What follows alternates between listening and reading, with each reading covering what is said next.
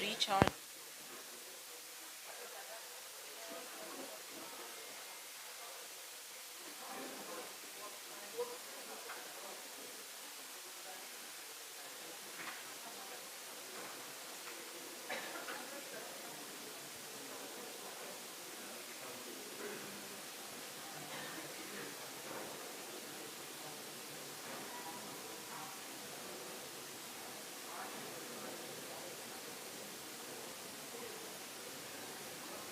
वो तो है ना वहाँ पे चलो भी I won't have a color mic. Ma'am call mic एक उनको देते हैं तो मैडम को ये वाला माइक प्लस 5 माइक होंगे ना तो 4 माइक है 4 माइक हैं हाँ ठीक है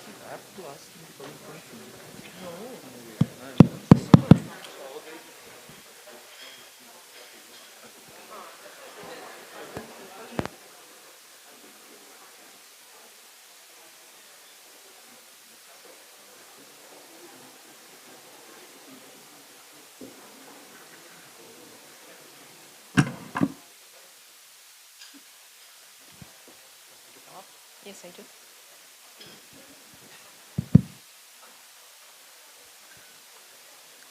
So a big warm welcome all of us together today, and namaste. It's really heartening to see so many of you here today from different missions across the world joining us in an effort really made by the Indian Council for Cultural Relations, ICCR.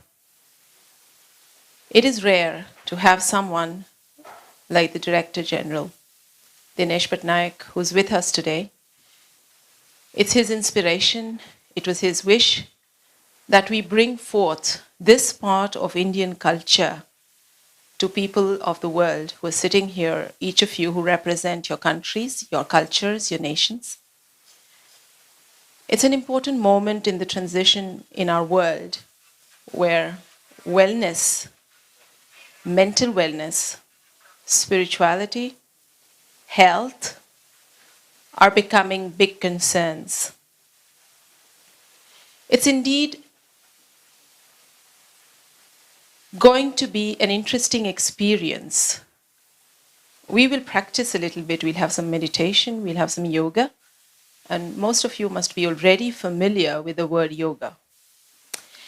But let's talk about it from a scientific point of view, and let us see how culture can usher in the best that human life has to offer. So when we explore something multidisciplinary like this, I'll be very happy that we start off by inviting Dinesh Patnaik, that most of you know and appreciate, to give us a welcome moment, and then we'll move on from there to talking about how yogic practices, how meditation and contemplative science as it's known today can bring about a big change in our lives and the lives of people we live with. So. Thank you, Ekta.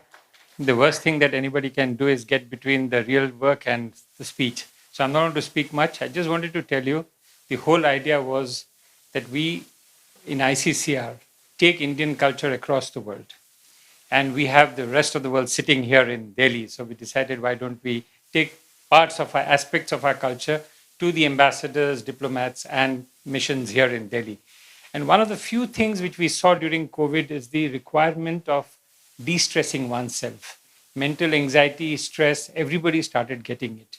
And India has such a long tradition of having techniques which de-stress you, which give you a life which is sustainable and in harmony with nature, that we decided let's do it together.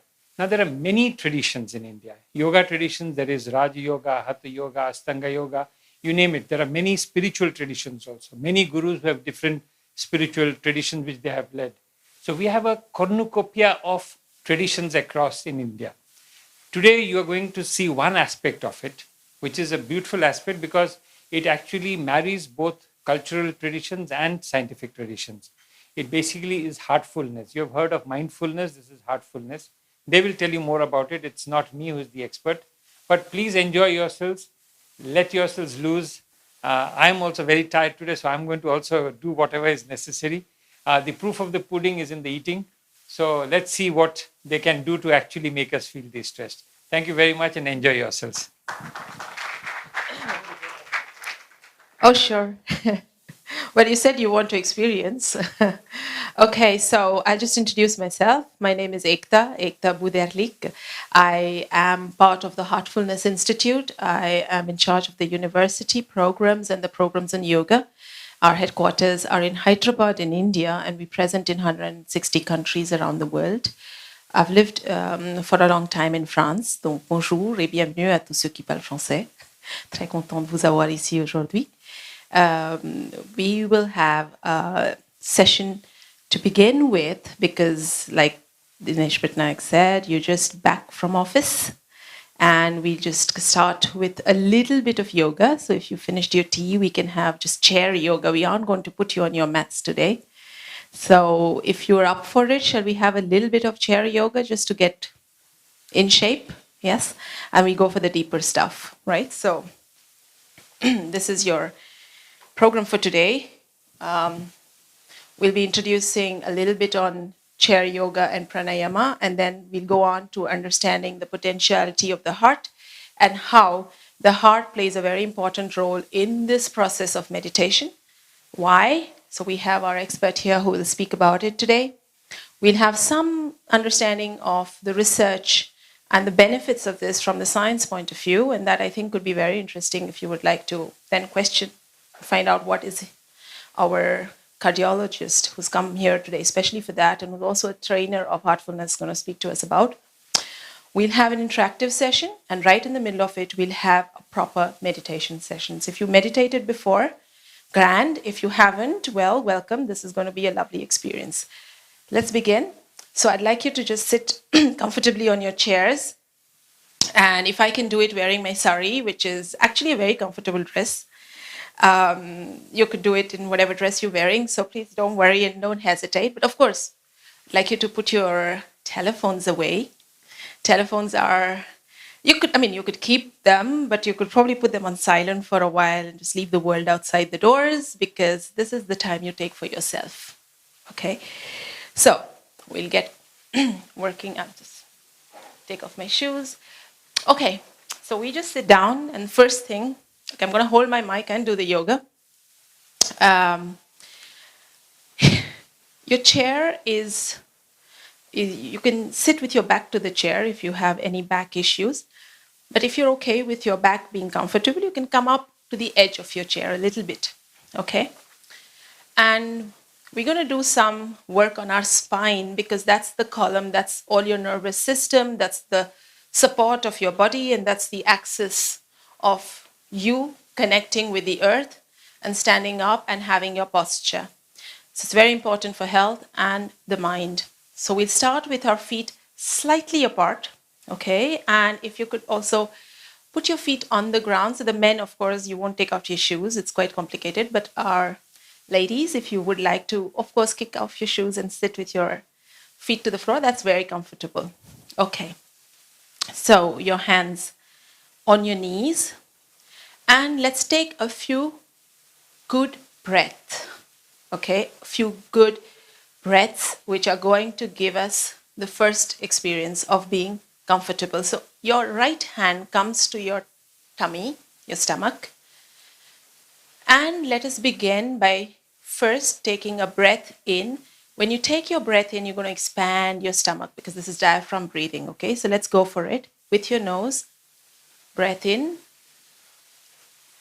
and out. Let's do it again, this time with eyes closed. Breathe in and breathe out. Take it deeper this time. Take your breath in. Expand your stomach as much as you want to. Be comfortable. And exhale through your nose. Okay. Again, take your breath in deep and comfortable. And let it out. Wonderful. You may open your eyes now. And let us start with the first movement of the spine. So let us stretch to the heavens. Request you to put your hands together like this.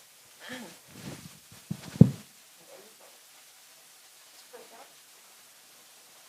And stretch. Take it all the way up to heaven. And feel the movement. You can move a bit. You're feeling your spine now, right? This is already letting go. Okay? Down. Hands on your knees. And if you have a tendency like me to cross your legs, you'll enjoy being with your feet a little apart. Okay. Now, let us take our first movement. So your left hand is on your left knee and your right hand starts going up. And take it to the other side gently, very gently. There's no need to push yourself. Okay, try and keep your shoulder over your hip so you're not going this way, you're not leaning in, but just a little stretch to the right side. So open up your right side. Wonderful. Feel the stretch and go for, yes, gently, very gently. Yoga is gentle. You come back. This time, the left hand, you go on the other side. Try to keep your hip above your shoulder so that you're stretching and you're expanding on the side and you're not bringing the spine to an extreme position. Wonderful. Just a little bit. Can you feel it on this side? Great. Now we'll take it a little further and you'll hold the side of your chair. So with your left hand, you'll find the side of your chair in spite of the cloth. Hold it and now take your hand across the body.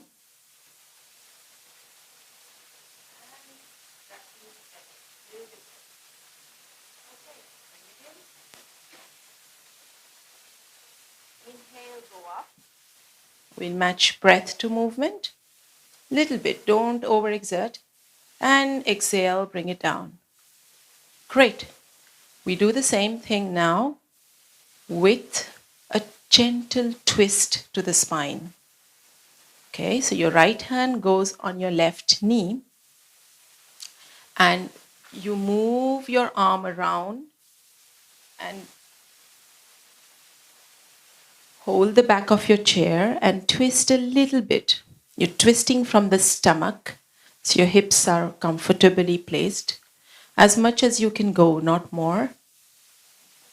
And exhale and bring it back. Wonderful. Let's do the same thing on the other side. And your right hand on your left knee. Take it back. Wonderful. And remember, you're twisting. Keep your head high. And gently bring it back. Okay, so your internal organs are beginning to already get a little massage, which is really nice. We will do one more beautiful movement of the spine. So you're going to take your hands back, hold the back of your chair, both hands. Okay, hold your chair at the back and then gently start looking up and arching the spine. Looking up, don't crack your neck, very gently. And then bring it down with an exhale and bring your chin to your chest. Wonderful. Let's do this again. Inhale, go up. And exhale, let go of your day. Just one more time. Inhale, take it up with a gentle movement, using your back to arch. And let's take it in the other direction, chin to chest. Exhale. Wonderful. Come back to neutral position. And now we will take a forward bend. So you need to bend and take your head just below your heart, not more. Okay, so you can hold on to your chair or your knees as you feel. And let's take a little bend forward. You can bend from your hips. Wonderful. Remember, you're bending from your hips. You can let your head dangle.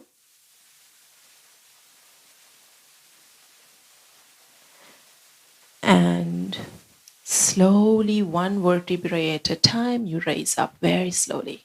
The last one to come up gets an extra cookie. That's it. Wonderful. Yeah, we get the tendency to move fast, right? Let's do it once again, very slowly, even slower if possible. So let's inhale on our way down. Take a breath here. So inhale, exhale, and inhale very gently all the way back up. Wonderful. Right? Now, one last thing we'll do with our toes. And I know if you got your shoes on, it's going to be tough, but well, it's okay. You can try with your fingers. So hold your hands out in front of you. Yes, a little bit thriller arms. Yeah. And your feet also are there. You don't need to hold them up, but you just feel your feet. Now, when you can do this with your arms, with your fingers, just, and your toenails, yes. And when you exhale, you let it go. Inhale, exhale. That's nice. Inhale again. Exhale, let it go. All right, wonderful. Come back. This, even if you do this sitting after your desk every day, anytime you want to, these 2 minutes, 5 minutes can get you into shape. Now, we will do our first session of introducing you to heartfulness. Okay, this is just a little yoga to get you to be awake and feeling a little bit better. Of course, you can do yoga much more in terms of how you carry this in your day. But work yoga at work, a few minutes sitting at your desk can change a lot, because right now what we did has spread energy to certain areas of your body, redistributed it in such a way that you feel very comfortable within already, right? And you'll feel a little bit more awake because of the head bend and the forward bend. Simple, right? It isn't that complicated. There's lots more to yoga. But if you're yawning and if you're feeling the breath already working, that means that there is something that is already getting distributed within you. The energy is equalizing. That's really nice. We'll go on to our next session and introduce you to heartfulness. Now, this is a whole different thing. And for this, I would like to call upon my colleague, Dr. Rahul Mahotra, should come on stage. Okay. Thank you. Thank you. So Rahul Mahotra is a cardiologist. He's working as a non-invasive cardiologist in India for a long time. And what's nice about him is he's also a heartfulness meditation trainer. He's been doing this for a long time now, and one of the things that he most specializes in is research. So obviously he's going to share a part of that with us afterwards. Research on how meditation, contemplative science can actually change the physiology, because today we are advancing in finding evidence for how this works. So you're not going to just believe when I tell you that energy is getting distributed. You can find out how it's actually doing so. We have research being conducted on gene expression, on the way your blood changes, and the effect of it on sleep, on states of cognition. And he's going to talk to you a little bit about that, but of course, after having led you through also an experience, right? So I'm handing over to Dr. Mahotra. Thank you. Thank you. I have He's got his mic. Very good evening, sisters and brothers. Good evening, sir. So after this relaxation that you just experienced, let me tell you, this is just the very, very small part of yoga. And let me clarify first of all what yoga is, because this term is a lot abused and misused and misconstrued. So yoga derives from the Sanskrit word with the root yuj, which means to join. So by stretching and by breathing, what can we join with what? Obviously, we can't join anything by physically exercising. So the yoga, what union or joining it talks about is the union with the ultimate, with the original condition, with the ultimate consciousness that we have, or union with the absolute. We may call it the ultimate being, God, whatever we'd like to say. So this was what was yoga, and there were several approaches to attaining that, as was expounded by Dinesh Patnaik ji. So there were many schools and many ideas towards achieving that ultimate human potential. But Saint Patanjali, a few thousand years ago, codified all this and gave a very systematic approach. Ashtanga Yoga means 8-step approach. And he divided these steps into simple physical practices, which we call as Hatha Yoga, because these are practices related to our body-mind, which means having good conduct, good behavior, good habits, maintaining our body in shape, regulating our breath by pranayama. But this is not going to lead us to the ultimate. So then came Raji Yoga. You've been reading about Raji Yoga time and again. So Raji Yoga is the yoga of the mind. Raja means king. It is the king amongst yogas. And that is the final destination, and this is where meditation comes in. So it is through Raja Yoga alone which we can reach the ultimate purpose of yoga, or we can achieve union, or we can achieve yoga. So yoga means also the practices, and yoga also means the destination. It's a verb and a noun. So with that background, I think it will be easier to talk when I talk about meditation. Because asanas are good, pranayams are good for feeling fit, but definitely not the ultimate purpose of our existence. So this was the potential of the heart is the topic that we are going to speak about. So as a cardiologist, as a student of biology, I think we've all passed through biology in our schools at some level. So this is the potential of the heart, the physical potential. Let's begin. It's a wonderful pump. And I often compare it to the best pump you have, the best engine you can think of, the most expensive motor car, the most expensive vehicle. How many hours in a day can you run that? And how much servicing do you have to do? How much rest you have to do? How much money you spend on the upkeep? And here is this remarkable pump. Starts pumping before we were born. The first organ to start working, 5th week of life. And the last organ to stop. Why the last organ to stop? Because we don't die when our kidneys fail. We don't die when our livers fail. We don't die when our brain stops. We call it brain death. We define death when the heart stops. So it has something more than just a physical potential of pumping blood, working relentlessly. Day, night, no weekends, no weekday offs, nothing. That is the potential of the heart. But remarkable as it is in terms of physical potential, it has enormous other potentials also, which we begin to think when we look at the definition of death. What is there in the heart that we can't do without a beating heart, we can do without all the other organs? So this was recognized by the person who gave us the circulatory system, Sir William Harvey, clearly recognized that this heart that we are seeing with naked eye is not just the simple pump. He eulogized heart in beautiful terms, the foundation of life, the prince of all. He was not talking about brain. Eons later, we've moved towards eulogizing brain, appreciating human brain, and forgotten about the potential of the heart. So this is the most ancient text. It's not right to call it scripture, it's not right to call it text, because these were passed through oral traditions before they were codified or written down by saints. They were passed from generation to generation, the Vedas, which literally translate into knowledge.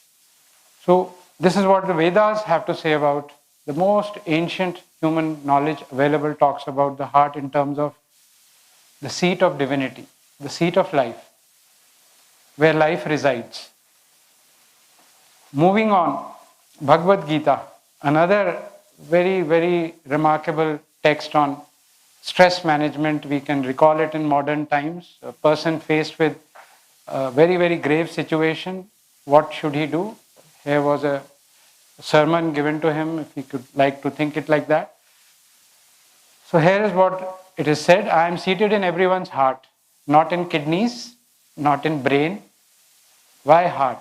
Again, reference to heart. The Supreme Lord resides in everyone's heart. This is not just restricted to our country where we've been talking about heart. It comes from all cultures of the world. Look at the importance of the heart by different cultures. You're more familiar in all these aspects as compared to me. But this is what we felt, that while looking at the potential of the heart, everybody has agreed that it is the key organ in the body. The Chinese believe in it. The Japanese have two words for it. The physical heart is different, and they have the mind of the heart. The heart has the ability to think. And we also use this word courage. Courage is not in biceps, not to be found in gyms. We realized that courage was needed during COVID times when we were seeing patients in our hospitals, and there was a lot to talk about. So where does courage lie? In the heart. And this word is derived from core, heart. We want to encourage somebody. Encouragement is putting it into the heart. So there is some meaning behind these words originating from the heart. And of course, we've all felt, most of us have, I believe. You may not like to concede, but we felt heartbreaks, we felt heartburns. Why not any other organ burn or any other organ break? Why are we so obsessed with hearts as human beings?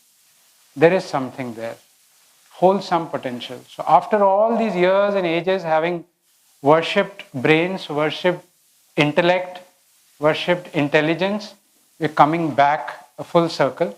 And science is now recognizing the other potential of the heart, which is more than just being a muscular pump, which is supposed to function for us, serve us day in and day out. So these are some wonderful new researches which is worthwhile going through whenever you get an opportunity, which is throwing up remarkable new information that is taking back to those times. That those were not myths, those were not mythology, those were actual facts which were talked about. This wonderful book we were just discussing with a cup of tea, The Heart's Code by Dr. Paul Pearsall, a clinical neuropsychologist, has done wonderful experiments on heart transplant patients. And he's shown that the recipients who received hearts developed characteristics of the donor, even though the two were not allowed to know each other or meet each other. These are fantastic referenced publications which document the immense potential of the heart, and this is the conclusions that they are reaching to now. Hardcore biologists are now talking what our ancient scriptures have always talked about, our philosophers have talked about, our poets have talked about, that heart is the seat of love. Heart feels. The sense organ, the sense of feeling is in the heart. It's not in the brain. The heart has the ability to remember, to communicate with other hearts in the vicinity. And he starts the book with a wonderful description of ECG, how we record the ECG on the surface of the skin. So the vibrations of the heart are coming out, and why they would not stop at the skin. They are being transmitted outside and being perceived as vibes by people around us. So there's a great deal of catching up which science is doing now in terms of exploring the other potentials of the heart, realizing the true role of heart in our body. And this was, by all, everybody accepts, the greatest mind of our times, again conceding to the power of mystical. Albert Einstein talking about the power of mystical. So this was about potential of the heart, coming from the cardiology perspective, science perspective. We still teach and are being taught about the heart in terms of just being a muscular pump. Blockages happen, you can get bypasses done, you can get stents put in, and that's enough about heart. But is it? My other exploration have been in the journey which I have parallelly undergone along with my cardiology training, has been in heartfulness meditation. I've been practicing for almost more than 2 decades now, and it's nobody else's except other than my own conviction, which I have experienced with this practice, which brings all the motivation to share the practice with everybody I come across. And I've seen how science cardiology is now coming towards accepting these facts. So about Heartfulness, it's a worldwide institute, not-for-profit organization, and Heartfulness offers not just meditation, which is something unique. There are several aspects which are unique about Heartfulness. One of those is that Heartfulness is not only about meditation. It's a very systematic and scientific set of practices designed to cover the 24 hours of our existence and very well suited for people like us who have limited time, who all lead worldly lives. We have families to look after, other needs to take care of. So this very nicely fits into the set of core practices. We have Heartfulness Relaxation, a 3 to 4 minute relaxing the body very quickly. Any time of the day, anybody can do it. Heartfulness Meditation as one of the core practices we are going to experience right now. Relaxation and meditation. We also have something called Heartfulness Cleaning or Rejuvenation. A very, very practical tool, demand of the times, as we witnessed just now. After a hectic day, Sir was mentioning, at our workplaces, negotiating traffic, going back home. It's a wonderful tool to unclutter or declutter your mind with all the impressions we formed.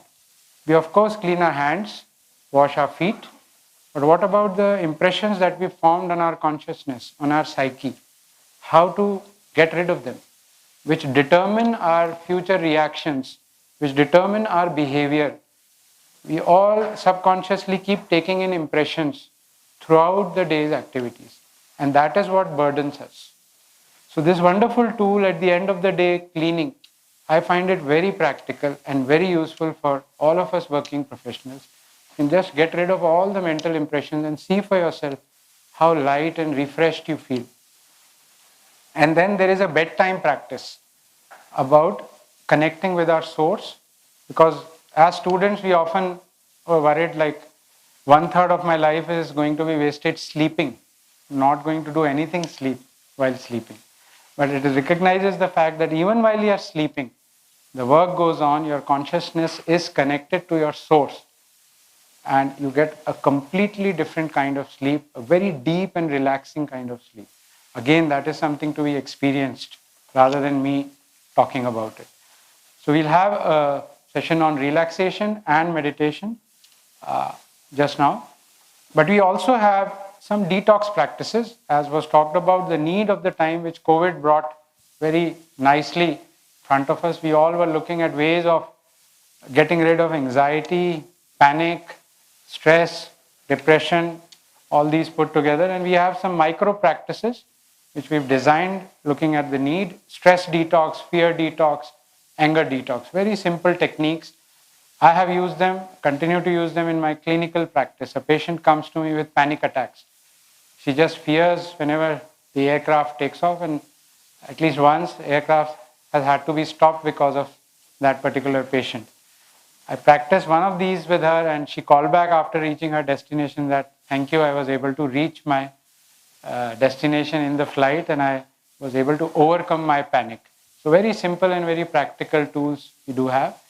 We have a lot of these tools on the YouTube channel, Heartfulness YouTube channel. A simple 1-2 minute videos which you can use for all these purposes. So let's experience heartfulness. Let's experience meditation. So I invite Sister Ekta again. So one of the unique features of heartfulness is something called pranahuti or yogic transmission. There are so many systems, as I was saying, of meditation prevalent, but what is unique about heartfulness? One, we meditate on the heart, and we know why now. The other is this unique feature called yogic transmission, which is derived from the Sanskrit word pranahuti, which means life of life.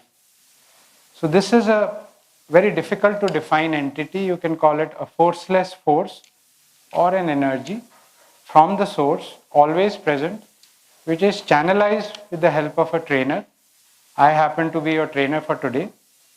And this is what makes the task very easy. So because of this transmission coming to you when you meditate with the help of a trainer, you are able to dive deep into those states of consciousness within the first few sessions.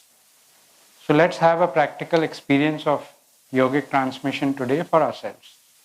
So before that, just take a moment, observe yourself, just make a note of your state of mind right now. If you want to write, we can write, because this will be again a scientific exposition of before and after, whether there was an effect or there was no effect. So, Sister Ekta, please lead us through relaxation first and then meditation. Okay, so if you could take a couple of seconds, just note down how you're feeling in there today, what's going on within you, how's your state today, right? You could note it down, you could make a mental note of it, whatever, and just observe yourself, because it's how we feel within ourselves that's really important, right? So you're feeling happy, are you feeling elated, are you feeling stressed out, is things difficult today? Is your mind all over the place? Are you feeling collected or happy to be here, etc.? Right? Give you a couple of seconds. You could close your eyes and take time to feel that. Can we have the lights dimmed a little bit in the hall, please? Thank you. Okay. Yes. Wonderful. And yes, if you could have your mobiles on silent so that you don't disturb the people next to you in case they get into relaxation. And let us begin by sitting comfortably, your feet on the floor. In case you're holding on to something, you may want to put it on the table next to you so that you're not disturbed.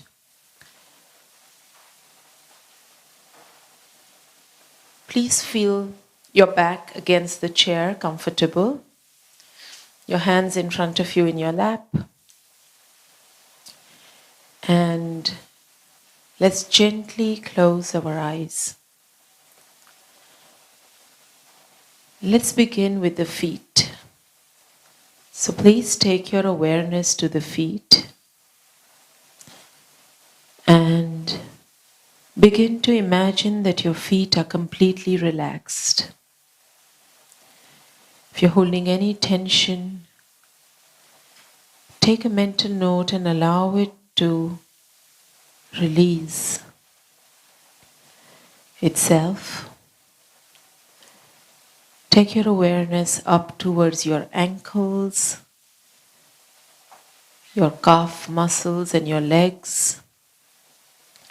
And as you begin to scan your legs, allow all that tension that you're holding on to just drift away. Let go of your day thus far. Begin to take your awareness up towards your thighs and your hips.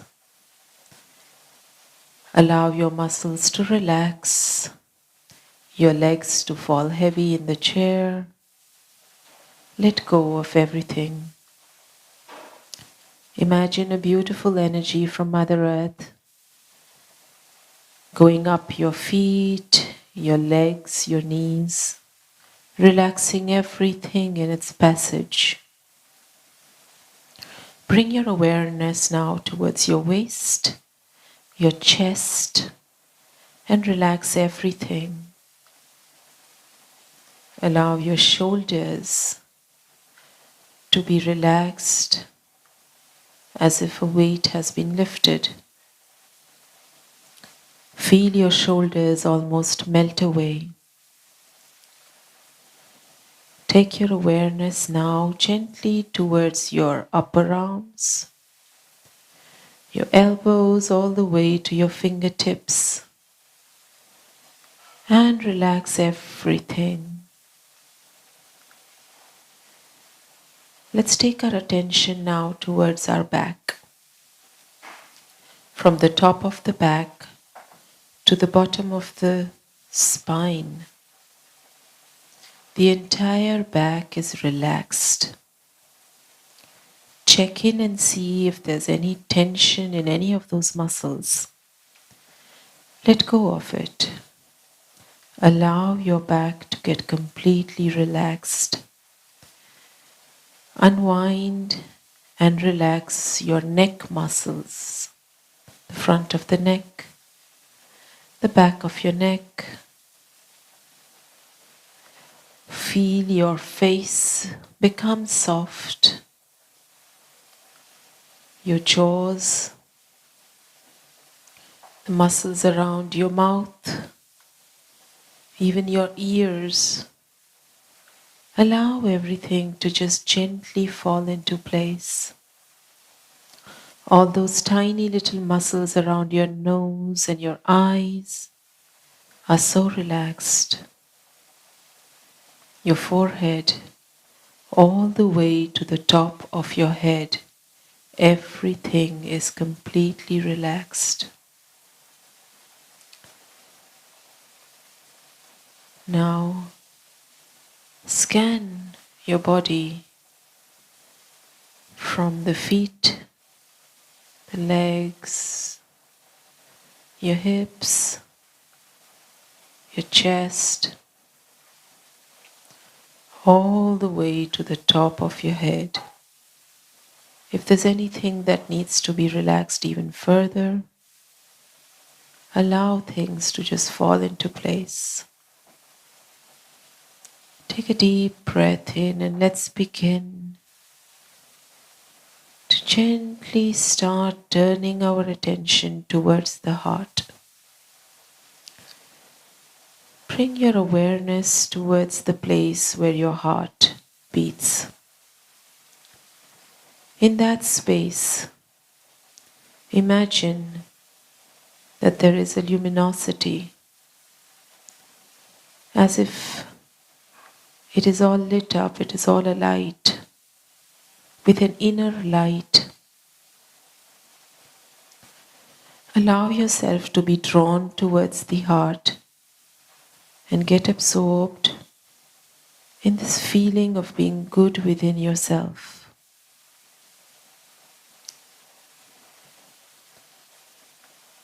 Slowly let yourself just be within that space of the heart. Remain receptive and allow things to just happen.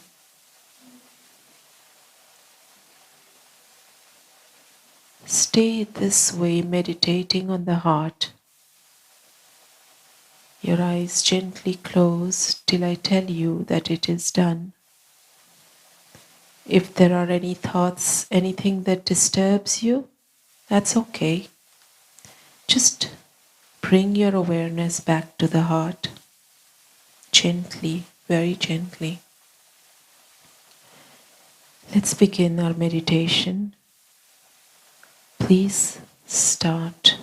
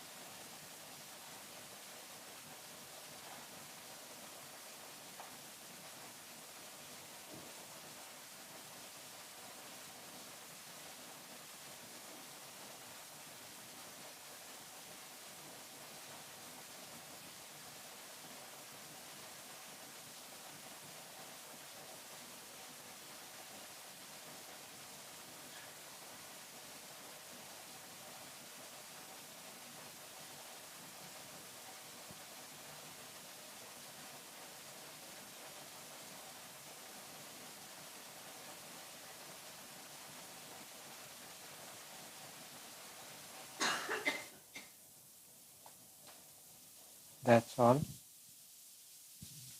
Okay, so you can very gently open your eyes now and take a few minutes to consider how you're feeling now.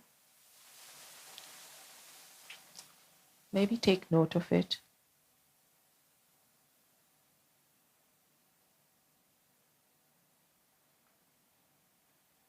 And then compare a little bit of your state when you came in and how you're feeling now. Now, this is a very short meditation, and it was a kind of glimpse of what can happen. So, you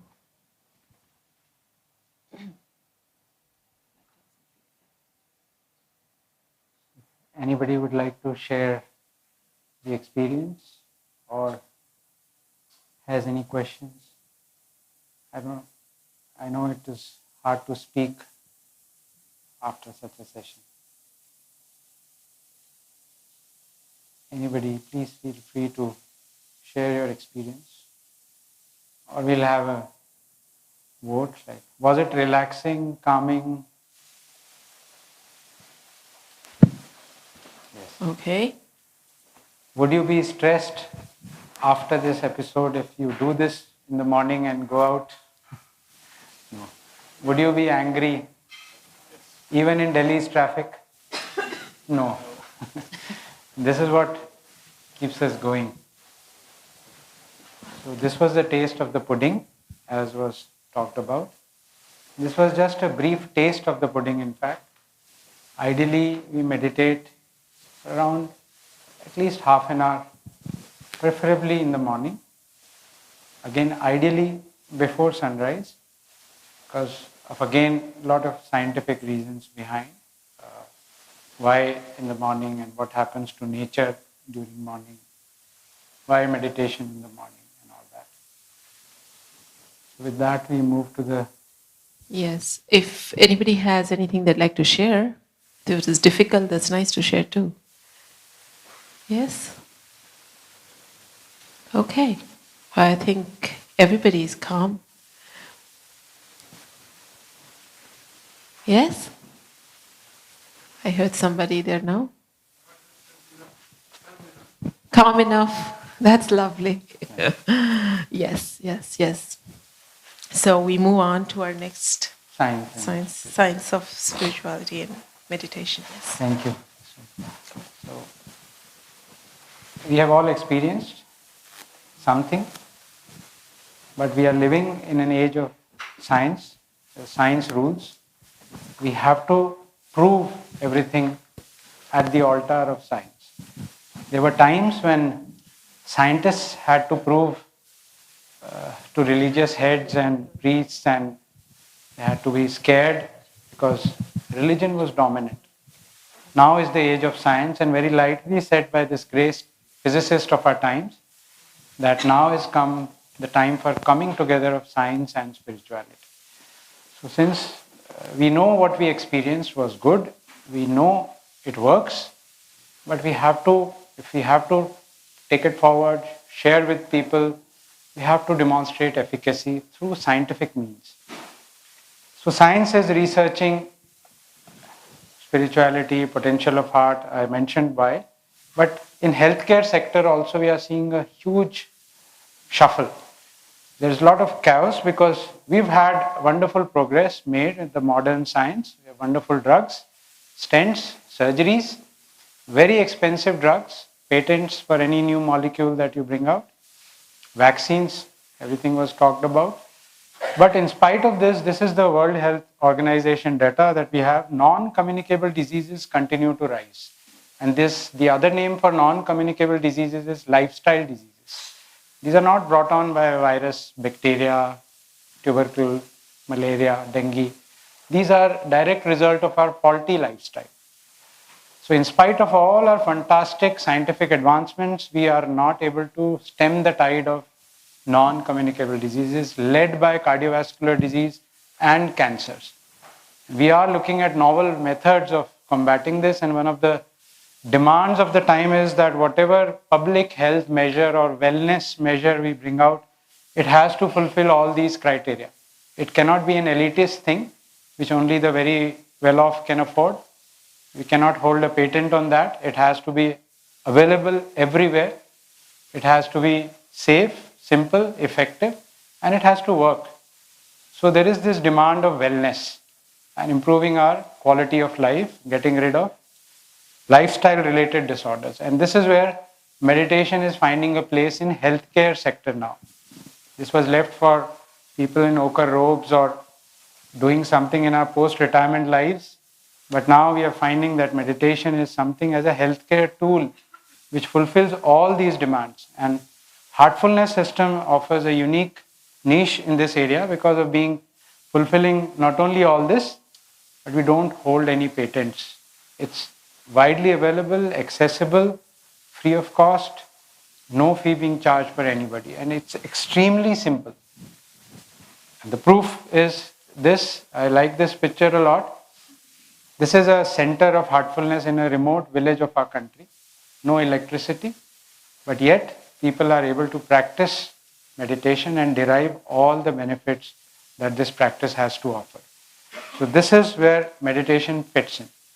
Taking you back again to thousands of years, when the definition of health, the word health comes from Sanskrit word swasthya. We use the word swasthya for health, which when broken up means being centered in the self. So you are healthy when you are centered in yourself. So that is the definition of health according to our ancients. And this is now also being realized scientifically. So how does cardiovascular disease, something in the heart, blockage developing in the heart, diabetes, blood pressure, what does it have to do with my mind? What does it have to do with meditation? So this is the new algorithm which is emerging now. We start with stress, and we have these terms called psychosomatic diseases. Cancers are psychosomatic now.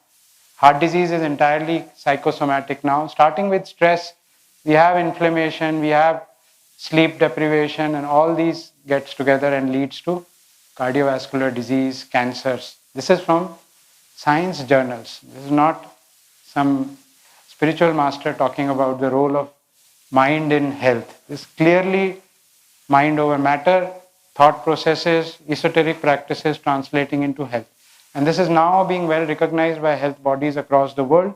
Statement from American Heart Association accepting that meditation can be recommended as a tool for reducing cardiovascular disease risk. Statement came 2017, looking at all the evidence. We have studies happening all across the world. Clearly for blood pressure, it is an accepted tool now. We can discuss with every patient of high blood pressure the role of meditation, because meditation brings down blood pressure. European studies happening, you have studies from Africa, you've studied from Far East, talking about benefits of different kinds of meditation helping cardiovascular disease. And this was again a malady of modern science, that we have broken up the human body into different organs and organ systems, and people like me specialize into one organ and we know nothing of the other organs. And this is where we are faltering in terms of science. We are not practicing holistic science. So we at Heartfulness also are aware of the dominance of science, we are living in scientific world. So we have a department of research where we are conducting a lot of significant research related to heartfulness practices. I'll share quickly a few of the studies which have been done and published. This was one of our first studies, a powerful study looking at the heartfulness practices of meditation and cleaning on heart rate variability, which we did in Delhi with the Indian Institute of Technology, Delhi, partnering with us. And we were able to demonstrate that when during these 30 minutes of meditation and cleaning, which was done, we hooked up these practitioners with ECG machine, a Holter monitor in fact, and we were continuously recording ECG and we are monitoring their blood pressure also. So during these 30 minutes of meditation and cleaning, there was a clear switch in the heart rate variability pattern from a sympathetic dominance to a parasympathetic dominance, which means that actually our changes were happening in our autonomic nervous system. Not that we are sitting quietly and feeling good. Actual physiological changes are happening inside. Blood pressure also fell down. you just saw. And it was very enjoyable, peaceful, and very less demanding on a scale of 10, 8 to 9 plus for ease of use of this practice as given by the practitioners. This was very well picked up, one of the most powerful studies from our country in collaboration with the premier institute, IIT, and it was there very much in the media. So we were talking now about science of spirituality, and this was again a hallmark event, the world's first symposium on meditation and cardiovascular disease, which was held at All India Institute, Rishikesh, where we presented our paper relating the heart rate variability with heartfulness meditation that we observed and correlating it with states of happiness in the practitioners. And we demonstrated this is the complicated statistical analysis that you have to do. And we were able to correlate the flourishing scale, the scale of positive and negative emotions, and the happiness scale. And we demonstrated that irrespective of what you felt during meditation, actual changes happened in your physiology. So this was the power of transmission being demonstrated, and on the international jury, our research paper was judged as the best from amongst more than 400 research papers which were presented at this world's first symposium on meditation. So we are starting to take these practices very seriously in the scientific domain. We have this recommendation from Lipid Association of India, in the Association of Physicians of India. We have recognized stress management is required for cardiovascular disease management. Every guideline talks about stress management. And looking at the advantages heartfulness has to offer, Lipid Association of India has recommended heartfulness for India as a preferred mode of meditation for relieving stress based on the evidence we have. We have wonderful studies done in the US and other parts of the world. This is a brief compilation of that. This was a study done in the very stressful setups, which are hospital setups, pre-COVID era. And we were able to demonstrate that just 12 weeks of heartfulness when shared with hospital setup, doctors, nurses, paramedics, was able to reduce significantly negative emotions like burnout, stress, anxiety, cynicism, and there was an increase in positive emotions. A very remarkable effect shown was increase in telomere length. Now, telomeres are parts of chromosomes, part of our DNA. How could meditation impact DNA? So this is demonstration of epigenetics, which is another exciting field opening up, showing the power of thought, meditation, right up to the genetic level. So in those who meditated, the telomere lengths were longer. Telomere is directly related to our immunity, our aging, our longevity. So if you meditate regularly, your telomeres are likely to be longer than non-meditators. And there are a lot of studies from other aspects also related to this. Related to sleep, we all know the value of sleep now. This is again a silent pandemic which has been going on for much before the COVID pandemic was in the news. We are spending sleepless nights, all parts of the world, all ages, for different reasons. Sleep is a big mortality nowadays. And we have very good studies coming up for sleep. 3 studies have already been published from Heartfulness. This is one of the recent ones during COVID times. Remotely, we cannot go to a trainer's place. We cannot have face-to-face sessions with a trainer. So remotely, people sitting in their homes undergoing a heartfulness meditation session. And just at the end of 4 weeks, we were able to demonstrate, look at the p-value, significant improvement in stress scores. Stress scores improved, perceived stress scale. Similarly, sleep quality index significantly improved just at the end of 4 weeks of starting heartfulness meditation practice. No medication, no expense, yet remarkable benefit in very less time. We have other studies related to sleep also showing similar benefits in terms of onset of sleep. When you do meditation regularly, the time you take to go off to sleep is much lesser. You have a better quality of sleep. This was again a study on chronic insomnia. People who have not been able to sleep, who are on medications for sleep, switched over to heartfulness meditation, and more than 80% of these people were able to get rid of their sleeping pills. So here is a free of cost sleeping pill, which has numerous other attendant positive benefits rather than any addiction, abuse, liability, and numerous side effects which sedatives, hypnotics bring with them. So this is another study which we did with the premier institute of our country at Bangalore, National Institute of Mental Health and Neurosciences, on the EEG pattern. What happens when you are meditating? What are the brain waves? What are the changes happening in our brain when we are meditating? And these are very difficult to do studies because you have to actively map during meditation in number of subjects what is happening inside their brains. The results were very good. Most people reported within a very short period of time an improved sense of well-being when they were introduced to these practices. There are other studies also related to as widespread fields as dentistry, because we've demonstrated that if you meditate and you undergo a molar extraction, the pain perceived is much less. So we are planning a study in orthopedic patients with knee pains, while during surgery, if they are given relaxation, does it translate into less use of analgesics? Similarly, work-life balance is a big problem, especially for medical professionals. And there are studies which show that during regular practitioners of meditation are better able to handle these stresses of work and family life, and they are better able to balance this.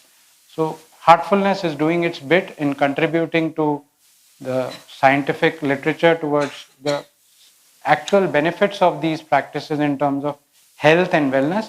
A lot of interesting studies are coming up. They are in the pipeline. The effect of heartfulness on markers of immunity, markers of inflammation, and a very interesting study again on EEG pattern along with heart rate variability patterns.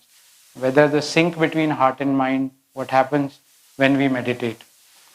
There are a lot of problems happening. I happen to be one of the researchers in some of these studies, and there are huge hurdles you have to cross. I wish it was as simple as cardiology to study these kind. I would have published many more papers, because it's very difficult to dive into the spiritual domain and prove something by the instruments that we have. You have to assign numbers to emotions. How can you do that? How relaxed you felt after this session on a scale of 8 to 10? Was it better than yesterday's scale? So these are very, very difficult to do studies. Yet we are moving ahead. We are finding new avenues. We are hard to find sponsors. We require functional MRI machines, EEG equipment, very expensive. So who would sponsor? Who is to gain from these studies? No pharma company is going to gain. We are only going to put people off pills. We are going to not get sponsors for our studies, which is a problem. So these are very difficult problems, but there is a huge motivation. We have to do these studies. We have to prove the benefits scientifically, and we have to offer these wellness offerings to us. So these are kinds of motivation I got. During COVID times, this news came that an article on yoga and the heart got maximum rates on my ResearchGate site. Rather than my cardiology articles, this was more accessed by people and even scientists. With this, I end exposition about overview of the science, the research that Heartfulness Institute is doing. So, deeply entrenched into ancient practices, yet a foot into the future, trying to demonstrate benefit through mediums of science. But I would request you to rather believe your own experience, which you just now had, and take it forward, practice it for yourself, be your own scientist, rather than wait for the researches and evidences to come up as we go along. With that, I'll end. Thank you so much for inviting and listening to me. So I invite Harpreet Bhai for... Okay. So, thank you, Dr. Rahul Mahotra. That was interesting in the sense that it gave you both sides of what is possible in the world of science and how you felt and how you could relate the two. We have a very quick moment of question and answers. If you have something that we could exchange, we could just talk. Inviting for that Mr. Harpreet Bhan, who is a consultant, comes from a completely different field. He's from the management field, works with change management and transition with one of the top 10 US firms that consult in management and change transition. And if you had any questions for them or me, well, all of us are heartfulness trainers since decades. We'd be very happy to address those. And maybe, Harpreet, you could start off with just telling a little bit about how heartfulness is working in the world. A few glimpses of the areas where we are having impact. Is The world across, although this is supposedly an ancient Indian science, but if you look back thousands of years ago, I don't think there were borders there. It was just one large world. So what was designed is common across the board from one corner of the world to the other. Because there's one common thing, we are all humans. And this science or practice is deeply, positively impacting at a human level. So as far as heartfulness is concerned, I'm one of the guys who got hooked onto it. And I lived in, I was in the Middle East at that time. And I started at that time. And ever since, I do believe my personal quality of life, professionally and personally, has gone up greatly. And I'm a very normal guy, very, very routine, normal person. And if it can impact me, there's nobody on earth that it cannot impact positively.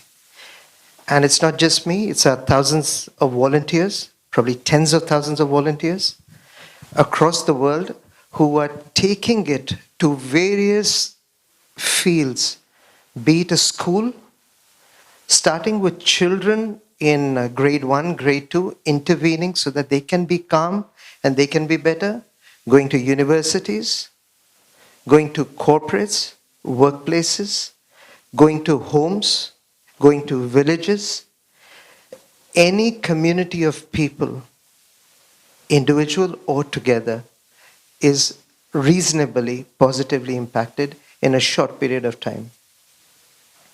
And we're very blessed with our volunteer groups because we don't charge. There's no fees per se, but it's not cheap. It's actually priceless. That's what we always say. That's why you cannot pay for it. It's too dear, too expensive to buy.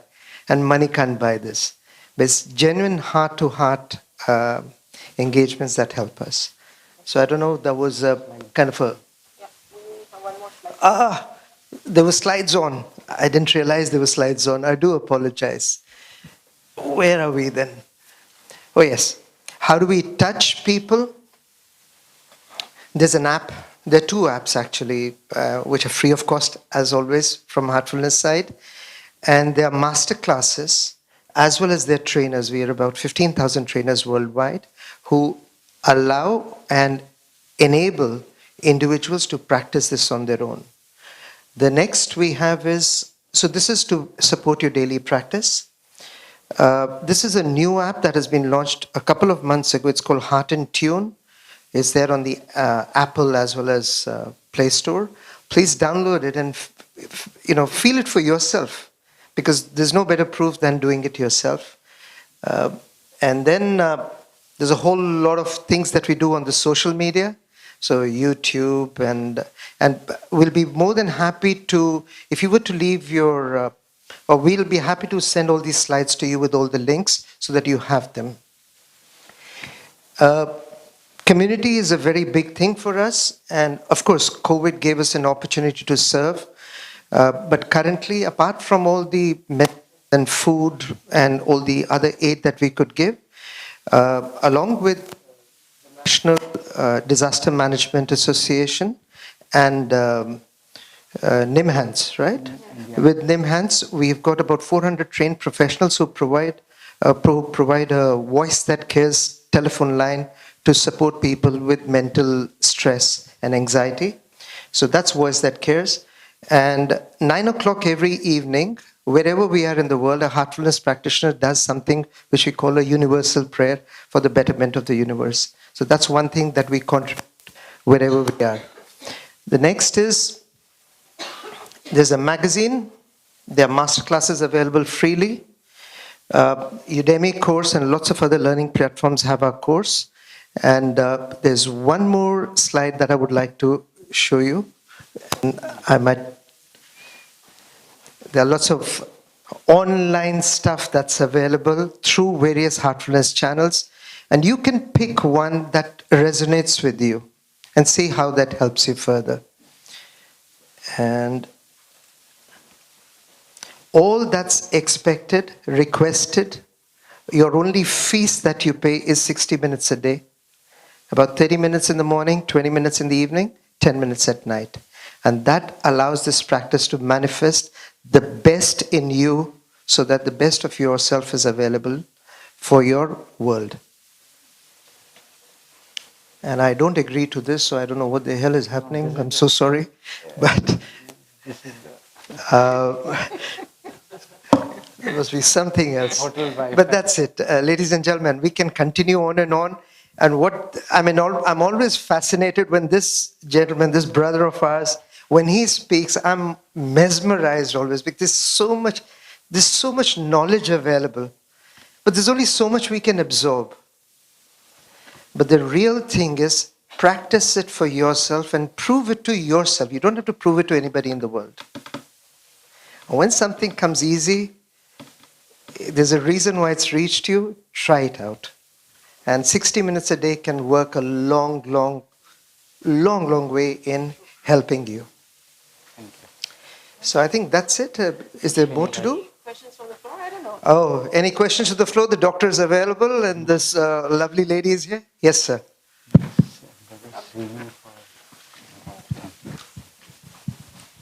Okay, sorry, doctor, but I will be the doubting Thomas today. Because, well, I understand very well the power of meditation, relaxation in, let's say, putting your mind in a superior state and going easy on thinking, sleeping, whatever. But you said that you made Holter measurements and so on. Heart rate variability, from what I've seen in those graphs, like very fast. It was under 10%, 7%, something like this, which is not really relevant for someone staying in a very relaxed position. The same with blood pressure decrease. I mean, well, if you climb a stair, your heart rate and blood pressure will raise clearly. If you stay 15 minutes on a chair, you're back to normal, even without meditating. Yeah, for someone which has a heart condition, let's say, yeah, I don't know, some electric transmission problems, this cannot solve it. I mean, you go on pills. High blood pressure, systemic high blood pressure, you cannot solve it like this. You cannot meditate all day long. You need pills. So if it's fixing me for 15 minutes, 20 minutes, it's good. But and the same with sleep. I mean, yeah, obviously you sleep easier and faster after meditating. You're already in a theta state. You will go like baby. So, very relevant, and I'm grateful you brought this up. So this is the HRV numbers that you were talking about. Was this the chart? This was our HRV study, and what is demonstrated is the frequency domain parameter. This is what, when you do a Holter, you can measure the heart rate variability by two ways. One is the time domain, the other is frequency domain. The time domain is too crude to measure the subtle changes that happen with meditation. So it is recommended that we measure the frequency domain parameters, and the low frequency, high frequency represents the sympathetic and parasympathetic tone. So what is demonstrated here is that the sympathetic tone goes on reducing and the parasympathetic tone goes on increasing. So this switch in our neurology which is happening.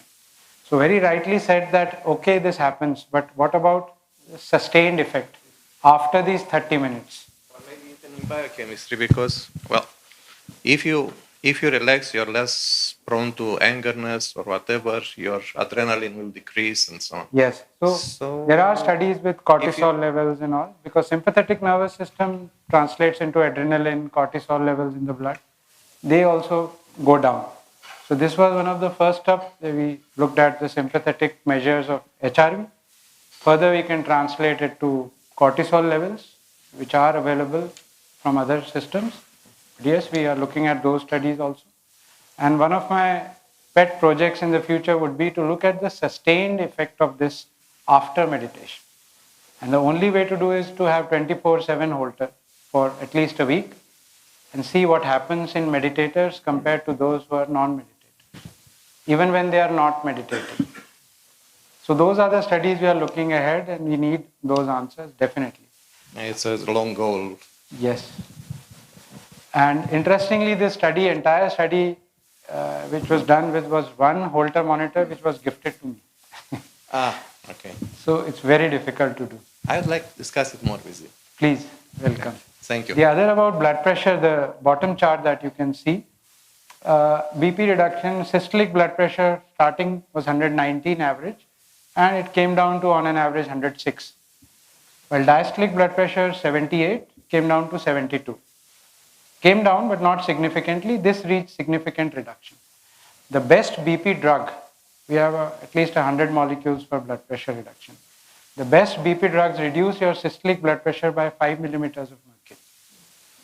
Average dose of all the drugs on an average reduce your systolic diastolic by 5 or 3. So it's an equally good measure, and we are not substituting medications. For any patient with high blood pressure, lifestyle measures, salt restriction, exercise, particular diet, so weight reduction. And some people, if they do lifestyle measures very nicely, they will be on a lesser dose of the pill or can defer the pill for some time. So this is where we are placing meditation. We are not replacing drug therapy altogether. And another thing which you pointed out was, yes, once you have a heart problem, the patients, the ministries. So we are undergoing stress all the time. Now my question may seem a little bit difficult because everybody has probably the pill, the miracle pill, which you take, it can be paracetamol 1 gram or whatever it is. What would be the miracle exercise when you are such in the heart of the burning moments, and then you need either to distress your people working with you or to distress your, because the most important thing I think for a manager is to be able not to transmit the pressure he has or she has for his collaborators, because otherwise it just disturbs them more and they don't give good results. So I don't know if there is an answer, but what would the miracle pill from your side? And thank you. Miracle pill. It's not a pill. Okay. I mean the miracle exercise, which in the level where the pressure, you can just release it very quickly. Thank you. So very quickly, if I am supposed to see my boss, I'm in for a meeting which is likely to be very stressful, then what I can do is sit down for 2 minutes. Of course, I can do a brief practice of meditation, but something which we showed in the detox practices. And I've done this and we are trying to research this also. At these moments, when you're likely to be very stressed or you are already beginning to feel the stress, there's one simple exercise we can all do. Close your right nostril with your thumb and breathe in deeply with your left nostril and breathe out with your left nostril. Only with the left nostril. We could try it right now if you want. Yes, we can do it. But it would be better if you are already stressed and then you will feel the difference. Science translates into that. Yes, the greater the problem, the better the result. So it's 10 So this times. works. This left nostril breathing, there is science behind it, which we are trying to prove. Because the left nostril, according to the yogic science, is related to a Chandra Nadi, which means the parasympathetic system. And the left nostril is activated in the daytime, which is related to the sympathetic nervous system. Now we can all do these experiments and see. Next time when you are in such a situation, do this for just 2 minutes and see for yourself. The other thing we can do is, this yogic science says that during daytime our sympathetic is more active, we are more breathing from the right nostril. But when we are relaxed after the sunset, we are breathing more from the left nostril because we are getting relaxed in the sleeping mode. Observe your breathing pattern. This is something which we can all do. And who knows, whether the next meeting we will have a research paper on this. And Your Excellency, if I could just add one more thing. You asked for a miracle thing. Dr. Rahul mentioned about pranahuti, and he mentioned about yogic transmission. And that is the miracle.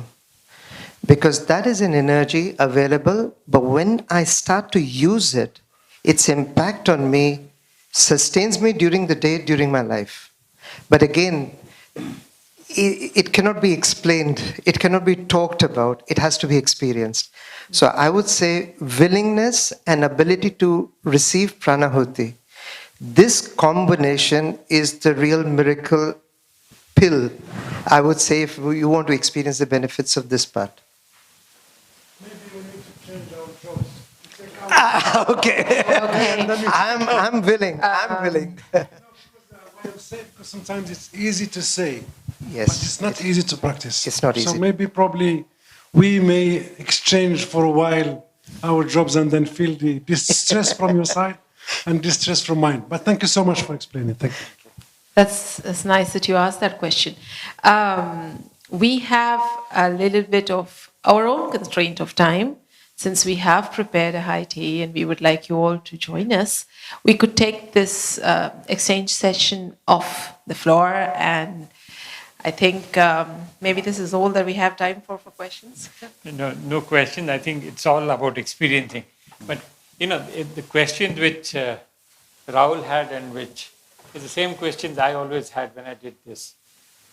And I wanted to answer Rahul actually, because what really happens is we know that if you relax, we will be de-stressed. But we don't relax. The whole idea about this is to tell you that you need to relax. At 30 minutes, 20 minutes, 10 minutes. Once you do, things are fine. The whole idea about yoga, when it started, Ashtanga Yoga. Yoga is union. What do you unite? You unite your inner self with yourself. For example, I'll give you an example.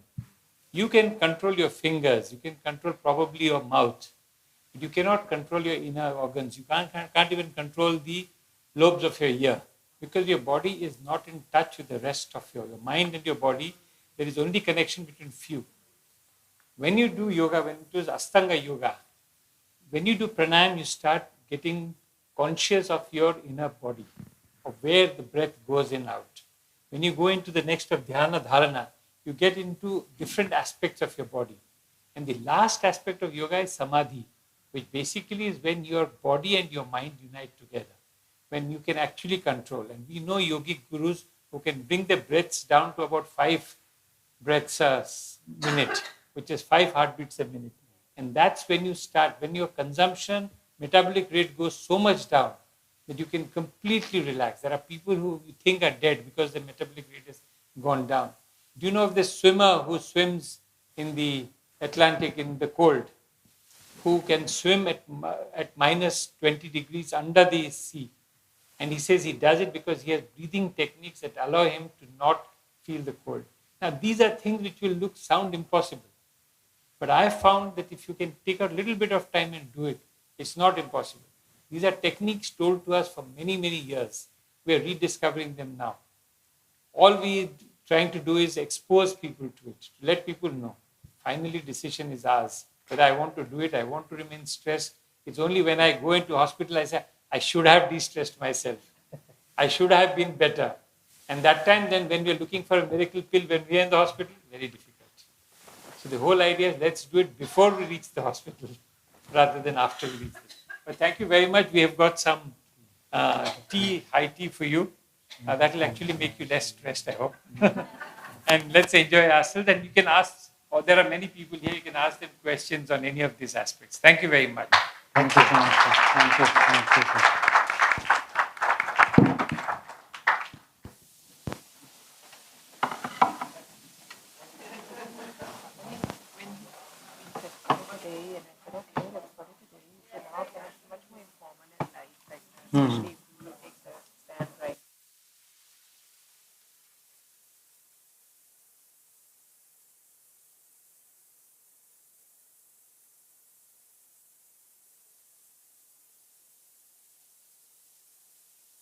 Stressed in our jobs. I represent